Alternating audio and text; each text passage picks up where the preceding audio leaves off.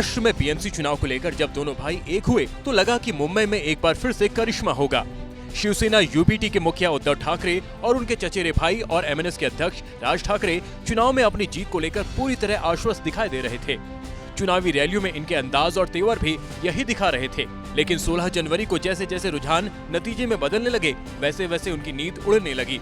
जाहिर है नतीजे उनके सोच से उलट थे। ऐसे में उद्धव गुट के सबसे भरोसेमंद नेता संजय राउत ने हार के लिए बीजेपी और उनके सहयोगियों को ही जिम्मेदार बता दिया। जो वोटिंग पैटर्न चलाया सरकार ने, ये बेहद गंभीर बात है।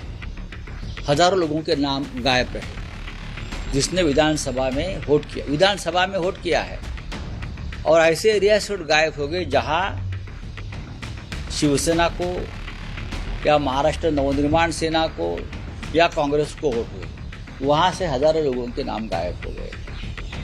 ये पहली बात।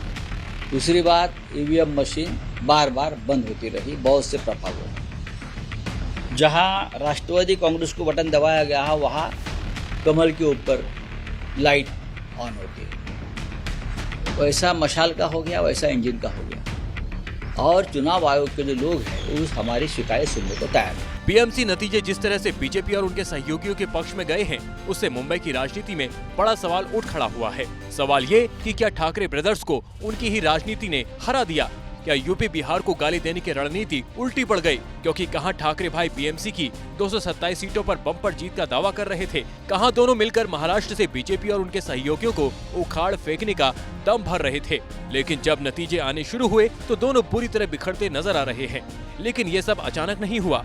बड़बोले राज ठाकरे ने एक रैली में उत्तर भारतीयों की न सिर्फ देख लेने की बात कही, बल्कि उनकी भाषा पर सवाल उठाते हुए गलत शब्दों का प्रयोग भी किया। मला खरं तर आपल्याला सांगायचंय की यूपीच्या आणि बिहारच्या लोकांनी पहिल्यांदा नीट समजून घ्या, बाबांनो, हिंदी ही तुमची पण भाषा नाही। यूपीच्या लोकांची भोजपुरी भाषा आहे, बिहारच्या लोकांची मैथिली भाषा आहे, अवधी भाषा आहे, हिंदी भाषा तुमची पण नाही आहे। माझा कुठच्या भाषेवर राग नाही, परंतु तुम्ही आमच्यावरती लादणार असाल तर लाथच मारू। चुनावी नतीजों से साफ है कि चुनावी ताल ठोक रहे ठाकरे ब्रदर्स को मराठियों के साथ साथ सबसे बड़ा झटका उत्तर भारतीयों से मिला। ये बात एग्जिट पोल के नतीजों से भी साफ हो चुका था। आंकड़ों के मुताबिक 68% उत्तर भारतीय वोट बीजेपी शिंदे गठबंधन को मिला, जबकि ठाकरे ब्रदर्स के खाते में सिर्फ 19% वोट आए। यानी जिस वर्ग को निशाना बनाया गया उसी वर्ग ने एकजुट होकर जवाब दिया। यूपी बिहार के मतदाताओं ने उस पार्टी को चुना जिसने उन्हें सम्मान, सुरक्षा और हिस्सेदारी का भरोसा दिया। यानी गाली की राजनीति ने वोट नहीं दिलाया बल्कि वोट छीन लिया। यही नहीं, ठाकरे भाइयों को उन मराठी वोटर्स ने भी बड़ा झटका दिया जो एक वक्त उनकी सबसे बड़ी ताकत माने जाते थे। आंकड़ों के मुताबिक उद्धव ठाकरे को 49% वोट मिले, जबकि बीजेपी ने अकेले 30% मराठी वोट हासिल कर लिए। उद्धव ठाकरे ने सेक्युलर छवि बनाने की भी बहुत कोशिश की। मुस्लिम वोट भी मिले, लेकिन सबसे ज्यादा 41% वोट कांग्रेस गठबंधन को मिले, जबकि उद्धव गुट के खाते में 28% वोट आए। उद्धव ठाकरे को मुस्लिम वोट मिले, लेकिन उसकी कीमत उन्हें अपनी कोर हिंदुत्ववादी मराठी वोट खोकर चुकानी पड़ी। लेकिन यही बंटवारा बीजेपी के लिए फायदेमंद साबित हुआ। जाहिर है 50% से नीचे मराठी समर्थन मातोश्री के लिए सबसे बड़ा अलार्म है। यह दिखाता है कि मराठी वोटर अब सिर्फ भावनाओं से नहीं बल्कि विकास और हिंदुत्व के एजेंडे पर भी फैसला कर रहा है।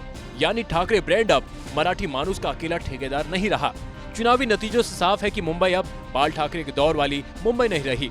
यहाँ हिसाब किताब नहीं, कई बार भावनाओं से भी वोट मिलता है। यूपी बिहार को निशाना बनाने की रणनीति पूरी तरह उल्टी पड़ गई। आज वही वर्ग किंग मेकर बन गया। ठाकरे ब्रदर्स न तो मराठी वोट पूरी तरह जोड़ पाए और न ही उत्तर भारतीयों का भरोसा जीत सके। बाहरी यूपी बिहार वाले जैसे शब्दों पर आधारित राजनीति मुंबई जैसे महानगर में नाकाम साबित हुई। नतीजा, बीजेपी और उसके सहयोगियों ने बीएमसी के बहाने एक बार फिर से महाराष्ट्र की गद्दी पर कब्जा जमा लिया।